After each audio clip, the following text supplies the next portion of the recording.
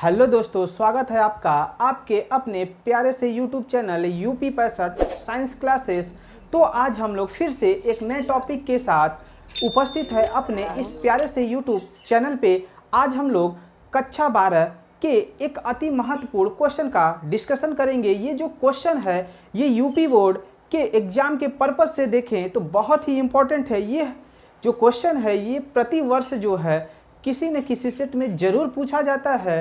तो आइए हम लोग देखते हैं कि वह कौन सा इतना महत्वपूर्ण टॉपिक है जो कि हर वर्ष जो है बोर्ड के एग्जाम में पूछता है। तो ये जो क्वेश्चन है ये क्वेश्चन है डीएनए और आरएनए में क्या अंतर होता है।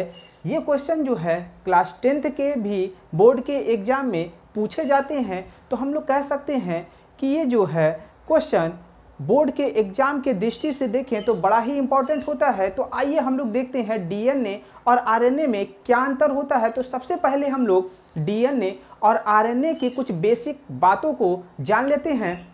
जैसा कि हम लोग को पता है कि डीएनए एक आनुवंशिक पदार्थ होता है जो आनुवंशिक लक्षणों को एक पीढ़ी से दूसरी पीढ़ी में लेकर के जाता है। इनके कहने का मतलब है कि कोई भी जीव है अगर उनके शरीर में जो आनुवंशिक लक्षण होते हैं वो लक्षण जो होते हैं उनके पेरेंट्स द्वारा उनके अंदर आते हैं और ये जो लक्षण होता है डीएनए के द्वारा ही एक जनरेशन से दूसरे जनरेशन में ट्रांसफ़र होते हैं।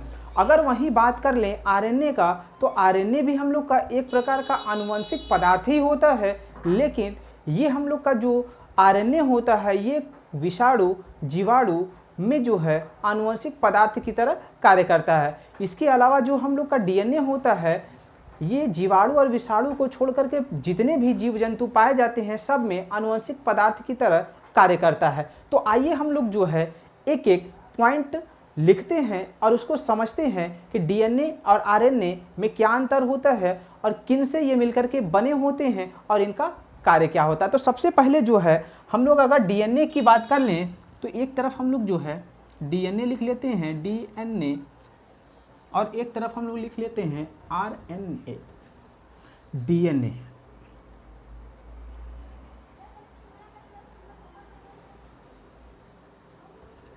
तो अगर हम डीएनए से अगर हम स्टार्ट करें फर्स्ट पॉइंट तो डीएनए का पहला कह सकते हैं अंतर हम लोग का होता है कि डीएनए और आरएनए का पूरा नाम क्या होता है। तो सबसे पहले हम लोग इसका पूरा नाम लिखते हैं। यहाँ डी से होता है डी ऑक्सी राइबोस न्यूक्लिक अम्ल। यहाँ डी से है डी ऑक्सी, एन से है न्यूक्लिक और ए से है हम लोग का एसिड, ठीक है। और अगर यहीं पे आरएनए की बात कर लें तो यहाँ पे इसका पूरा नाम होता है राइबोज न्यूक्लिक अम्ल, ठीक है। डीऑक्सी न्यूक्लिक अम्ल और यहाँ पे राइबो न्यूक्लिक अम्ल मतलब डीएनए का पूरा नाम डीऑक्सी न्यूक्लिक अम्ल होता है और आरएनए का पूरा नाम होता है राइबोज न्यूक्लिक अम्ल, ठीक है। अब अगर यहीं पे अगर सेकेंड पॉइंट की अगर हम लोग बात कर लें तो जो हम लोग का डीएनए होता है ये आनुवंशिक पदार्थ होता है और ये जो होता है जितने भी उच्च वर्ग के जीव जंतु होते हैं उनमें जो है ये पाया जाता है। और वहीं आरएनए अगर हम कहें तो ये केवल जीवाणु और विषाणु की कोशिकाओं में आनुवंशिक पदार्थ की तरह कार्य करता है। तो इसको हम लोग दूसरे पॉइंट में लिख सकते हैं डीएनए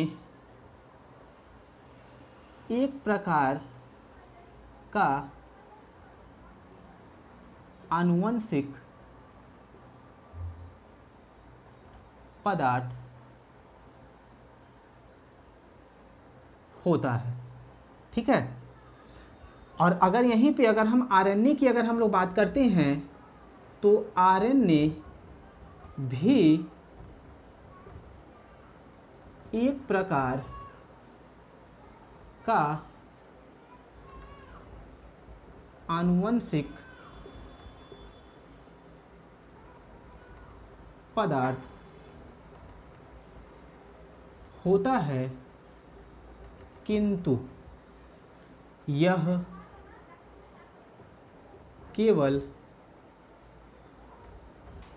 जीवाणु और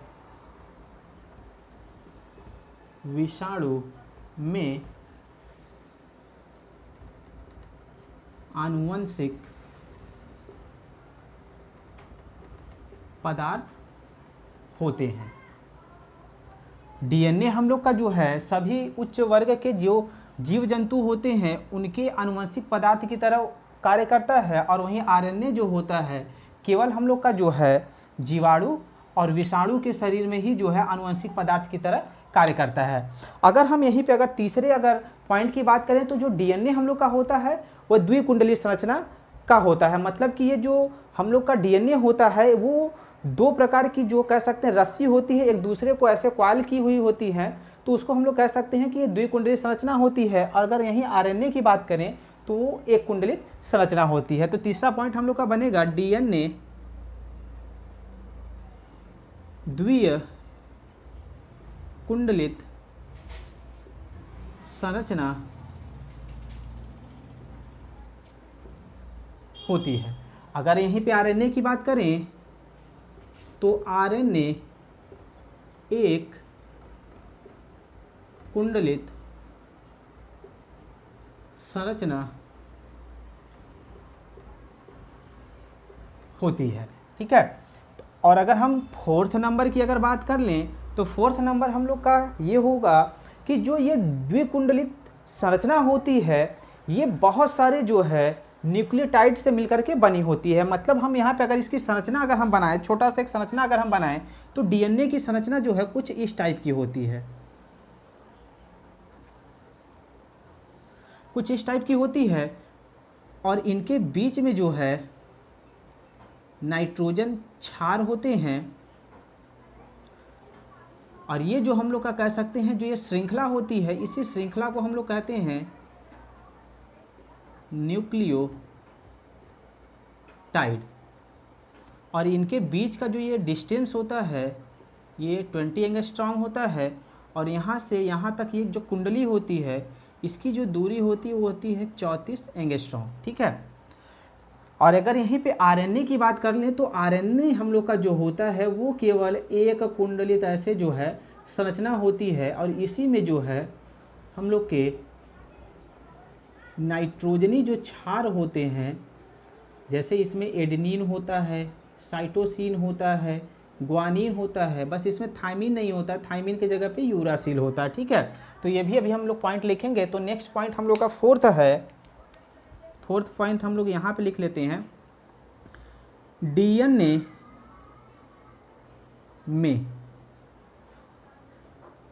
4 नाइट्रोजन क्षारक पाए जाते हैं। और ये चारों कौन कौन से नाइट्रोजन क्षारक होते हैं तो इसको मैं जो है यहीं पे लिख दे रहा हूँ A B C D करके। एक हम लोग का होता है एडिनिन, एक हम लोग का होता है ग्वानिन, एक हम लोग का होता है साइटोसिन, और एक हम लोग का होता है थायमीन। इसको हम लोग कैपिटल ए से, इसको कैपिटल जी से, इसको कैपिटल सी से और इसको कैपिटल टी से जो हम लोग डिनोट करते हैं। ठीक है। और अगर यहीं पे हम लोग आरएनए की अगर बात कर लें तो आरएनए में भी 4 नाइट्रोजन क्षारक पाए जाते हैं। इसमें थायमिन की जगह यूरासिल, जिसको हम लोग कैपिटल यू से दिखाते हैं, पाया जाता है। मतलब कि डीएनए में जो है एडेनिन, ग्वानिन, साइटोसिन और थायमिन पाया जाता है, वहीं आरएनए में अगर बात करें तो थायमिन की जगह पे हम लोग का यूरासिल पाया जाता है। तो इसके बेस पेयर को जो है मैं यहाँ पे लिख दे रहा हूँ कि इसमें जो है एडेनिन, ग्वानिन, साइटोसिन, और थायमिन के जगह पे हम लोग का क्या पाया जाता है, यूरासिल, जिसको हम लोग कैपिटल यू से दिखाते हैं। बाकी सबका जो है सेम ही होता है। तो ये इनके 4 नाइट्रोजनी क्षारक होते हैं। अब अगर हम लोग जो है 5वें पॉइंट की अगर बात कर लें, जो डीएनए होता है, डीएनए के कह सकते हैं अणुओं का जो वेट होता है वो बहुत ज़्यादा होता है और आरएनए के अणुओं का वेट कम होता है। इसका कारण ये होता है कि जो डीएनए होता है ये हम लोग का द्विकुंडलित संरचना होती है और आरएनए हम लोग का क्या होता है, एक कुंडलित संरचना होती है। ठीक है, तो हम लोग इसको लिख सकते हैं कि डीएनए का अणुभार अधिक होता है, और अगर 5वें की बात करें इसमें आरएनए का अणुभार डीएनए से कम होता है। ठीक है, एक लास्ट पॉइंट हम लोग लिख लेते हैं कि जो ये हम लोग का डीएनए होता है ये केंद्रक के अंदर पाया जाता है और ये जो आरएनए हम लोग का होता है ये कोशिका द्रव्य के अंदर जो है पाया जाता है। ठीक है, तो आइए हम लोग देख लेते हैं आखिरी पॉइंट, डीएनए कोशिका के केंद्रक में पाया जाता है जबकि आरएनए कोशिका द्रव्य में पाया जाता है। ठीक है, तो ये हम लोग का था कुछ महत्वपूर्ण बिंदु जो कि डीएनए और आरएनए को जो है एक दूसरे से भिन्न रखते हैं। तो सबसे पहले जो है डीएनए का नाम क्या होता है, डीऑक्सीराइबोन्यूक्लिक अम्ल। अगर वहीं आरएनए की बात करें तो आरएनए का पूरा नाम होता है राइबोन्यूक्लिक अम्ल। उसके बाद दूसरा पॉइंट हम लोग का बनता है कि जो ये डीएनए होते हैं ये आनुवंशिक पदार्थ होते हैं। पृथ्वी पे केवल जीवाणु और विषाणु को छोड़कर के जितने भी जीव जंतु पाए जाते हैं सब में ये आनुवंशिक पदार्थ की तरह कार्य करते हैं। अगर यहीं आरएनए की बात करें तो आरएनए केवल जीवाणु और विषाणु में आनुवंशिक पदार्थ की तरह कार्य करते हैं। उसके बाद अगर हम थर्ड पॉइंट की अगर बात कर लें तो थर्ड पॉइंट हम लोग का होता है कि जो डीएनए होता है ये हम लोग का द्विकुंडली संरचना होती है और आरएनए हम लोग का एक कुंडली संरचना होती है। इसके बाद हम लोग का फोर्थ पॉइंट होता है कि डीएनए में 4 बेस पेयर पाए जाते हैं, एडेनिन, ग्वानिन, साइटोसिन और थायमिन। वहीं अगर आरएनए की बात कर लें तो आरएनए में भी हम लोग के 4 नाइट्रोजनी क्षारक पाए जाते हैं।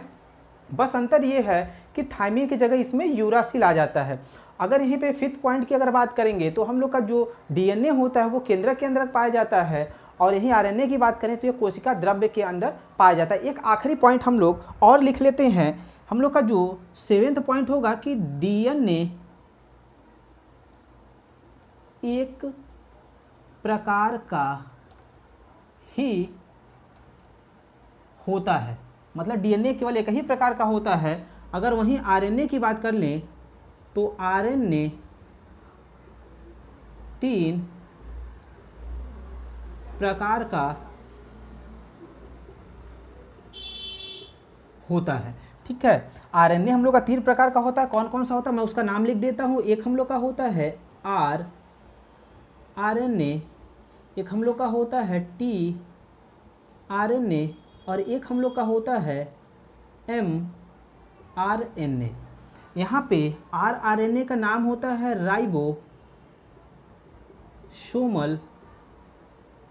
Ribosomal RNA.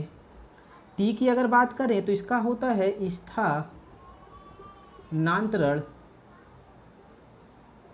आरएनए और एम की बात कर लेते हैं तो इसका होता है संदेशवाहक